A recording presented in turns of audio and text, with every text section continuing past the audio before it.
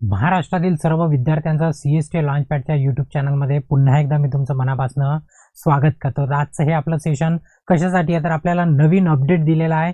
2024 संपण्याच्या अखेरीस आपल्याला एक नवीन अपडेट दिला आहे, जेव्हा की त्याच ॲडव्हर्टाइजनी म्हणजेच जाहिरात क्रमांक 6 2023 म्हणजे मागच्या वर्षी जेव्हा नवीन वर्ष लागत होतं त्याच्या पूर्वीच्या वर्षामध्ये शेवटी आपल्याला एक आनंदाची अपडेट दिली होती। आणि जस्ट आता 2 दिवसापूर्वी म्हणजे हा अपडेट येण्याच्या 2 दिवसापूर्वी याच ॲडव्हर्टाइजचा वाढदिवस पण झाला। वाढदिवस झाला आणि पुन्हा त्यांनी वाढदिवस झाल्याबरोबर 2 दिवसांनी पुन्हा एक आपल्याला नवीन अपडेट दिला। तर तो नेमका नवीन अपडेट काय आहे ते सर्व आपण आजच्या सेशनमध्ये जाणून घेऊ। फक्त लक्षात घ्या तो अपडेट कशाचा आहे, महावितरण संबंधित आणि तोही विद्युत सहाय्यक या पदाकरता सर्वात महत्त्वाचा। म्हणूनच आता नवीन वर्ष बदलणार आहे ना, त्याच्याच खुशीमध्ये त्यांनी दिला की काय ते डोक्यावर पडलेले आहे। मी तुम्हाला याच्यापूर्वी पण सांगितलेलं आहे। ते नेमकं अपडेट काय ते आपण जाणून घेऊ।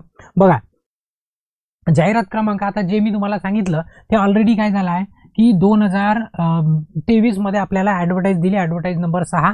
त्याचंच आता काय शुद्धीपत्रक आहे। शुद्धीपत्रक आहे आता नेमकं याचा अर्थ काय घ्यायचा तेही तुम्हाला मी शेवटी सांगतो।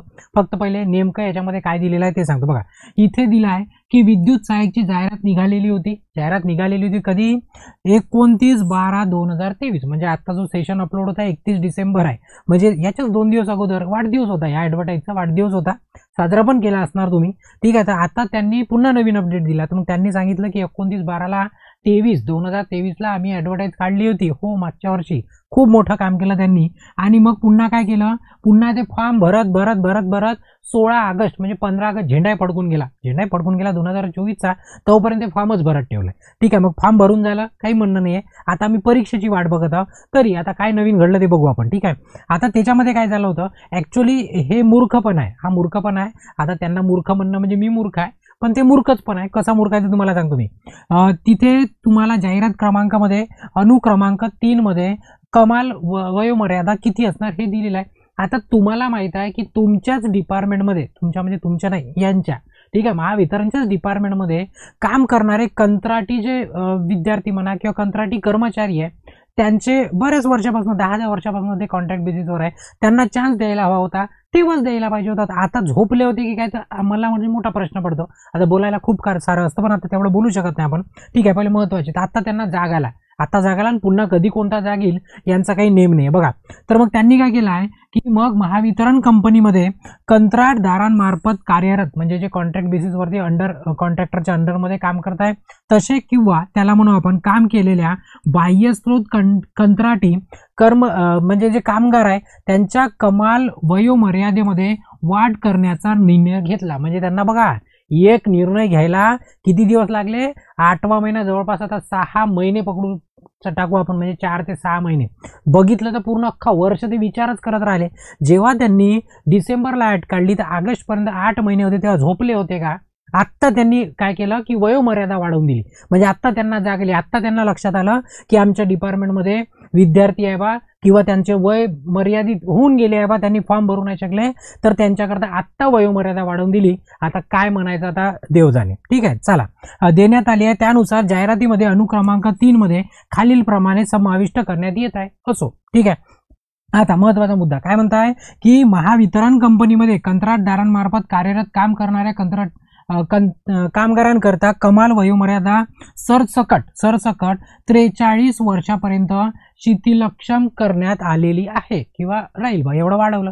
आता बघा किती म्हणजे बोलण्यालायकच त्यांचं कामगिरी आहे, तुम्हाला पण वाटत असेल, पण आता कसं आहे आपण काहीच बोलू शकत नाही तरी। तर आता बघा ना, आत्ता त्यांच्या लक्षात आलं की त्यांनी 43 वर्षापर्यंत फॉर्म भरायला त्यांना सूट देऊन दिली, ठीक आहे। मग आता याच्यात कारनामा सर्वात मोठा, सर्वात भयंकर कारनामा एवढ्या रात्री सेशन करायचं कारण हेच की यांनी डोक्यावर पडले आहे की आपण डोक्यावर पडलाय तर मलाही कळत नाहीये, ठीक आहे। तर मग काय सबब वरील प्रमाणे जे उमेदवार जे आहेत, ठीक आहे, मग आता त्यांनी काय करायचं, विद्युत सहाय्यक या पदाकरता बघा आता कसं आहे, आता जे आपण 1 वर्षापासून त्याच्या मागे लागलो आपल्याला वाईट वाटणार, पण माझे विद्यार्थी आहे, काही माझ्यापेक्षा वयाने मोठे माझे विद्यार्थी आहे, त्यांनी फॉर्म भरू नाही शकले, माझ्याजवळ खंत व्यक्त केली होती आणि तेव्हा त्यांचं जे युनियन आहे त्या युनियनमध्ये हे सर्व चाललेलं होतं.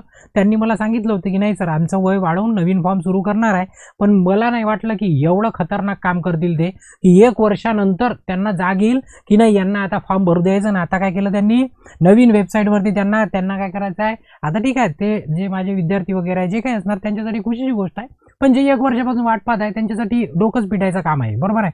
तर मग आता विद्युत सहाय्यक पदाकरता जे अर्ज करू शकले नाही, कसे करू शकणार, त्यांनीच बंधन आणलं होतं ना अर्ज नाही करायचा म्हणून. अर्ज करू शकले नाही त्यांच्यासाठी ऑनलाईन अर्ज सादर करण्याची वेब लिंक कंपनी याच्यावरती देऊन देईल. त्या उमेदवारांनी काय करायचं, पात्र उमेदवारांनी ऑनलाईन अर्ज करायचा 7/1/2025 पर्यंत, म्हणजे 7 जानेवारी 2025. तुम्हाला पुन्हा सांगतो यांची काही गॅरंटी नाही, 7 तारखेच्या पुढेही पुन्हा एखादा अपडेट देतील, म्हणतील का पुन्हा 10 दिवस मी वाढवून देतो, 10 दिवसात पुन्हा भरा.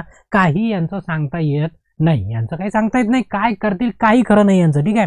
तर पर्यंत सादर करावे. आता बघा एवढं तर नक्की झालं, त्यांना अलाव केलं म्हणजे आता त्यांना परीक्षा घ्यायची आहे कोणत्याही परिस्थितीमध्ये, फक्त की आता या परीक्षेबद्दलही बोलतो मी, ठीक आहे. आता पहिले समोर करून घेऊ.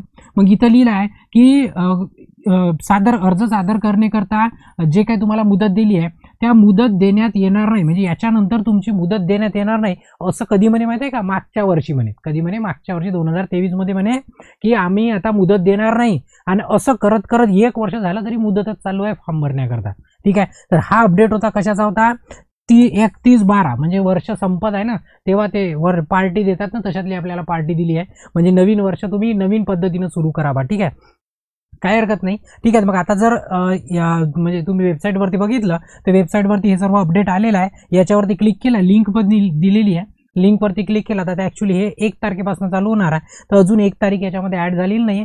जे विद्यार्थी असतील याच्याशी निगडीत त्यांनी काय करायचं, नवीन रजिस्ट्रेशन करून टाकायचं आणि आपला फॉर्म भरून टाकायचा. फॉर्म कसा भरायचा आहे, आपल्या चॅनलवरती ऑलरेडी आपण याच्यावरती पूर्ण सेशन घेतला आहे लाईव्हमध्ये, ठीक आहे. आता या नोटिफिकेशननी एक नवीन उम्मीद जागी झाली नवीन विद्यार्थ्यांकरता, म्हणजे प्रश्न आहे ॲक्च्युली की नवीन विद्यार्थी याच्यामध्ये अर्ज करू शकतील का, किंवा ज्यांचा चुकला आहे ते डबल भरू शकतील का, बरोबर आहे. बऱ्याच जणांचा असा प्रॉब्लेम आहे, कोणाचे तरी मार्क चुकले, कोणाचा डेट ऑफ बर्थ चुकला, कोणाचा तरी काहीतरी चुकला आहे, ते विद्यार्थी नवीन फॉर्म भरू शकतील का, हा सर्वात मोठा प्रश्न आहे. आणि आजच्या रात्री सर्वातच मोठा प्रश्न आहे, आजच्या रात्री, कारण अजून वेबसाईटवरती अपडेट आलेला नाही आहे. जसा उद्या 1 तारखेला येईल, कारण की मी बनवत आहे सेशन आता रात्री जवळपास 10-10:30 वाजून गेले असणार, तेव्हाचं सेशन आहे, तर अजूनपर्यंत 12च्या नंतर ॲक्टिवेट होईल जे होईल ते, तर तेव्हा लक्षात येईल की नवीन फॉर्म नवीन विद्यार्थ्यांना भरता येणार का, कारण त्यांच्या फॉर्ममधले जर ऑप्शन त्यांनी बदलवले असणार तर मग कोणी भरू शकणार नाही, पण बदलवले नसणार तर नवीन विद्यार्थी पण भरू शकतील, ज्यांचे चुकले आहे तेही भरू शकतील, ठीक आहे. तर ते सर्व आपण आता बघून घेऊ, ते नंतरच्या तुम्हाला अपडेट देईल मी, ठीक आहे. आता याच्यामध्ये याचा निष्कर्ष काय निघते, याच्यातनं